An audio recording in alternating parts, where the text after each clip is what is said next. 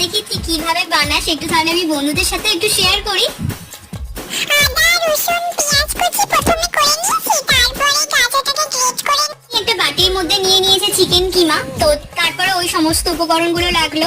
এরপরই লাগছে হচ্ছে নুন, হলুদ, লঙ্কা গুঁড়ো, সয়া সস, বাটার, সাদা তেল দিয়ে ও লেবু দিয়ে ভালো করে মিক্স করে কিছুক্ষণের জন্য রেখে দিতে হবে।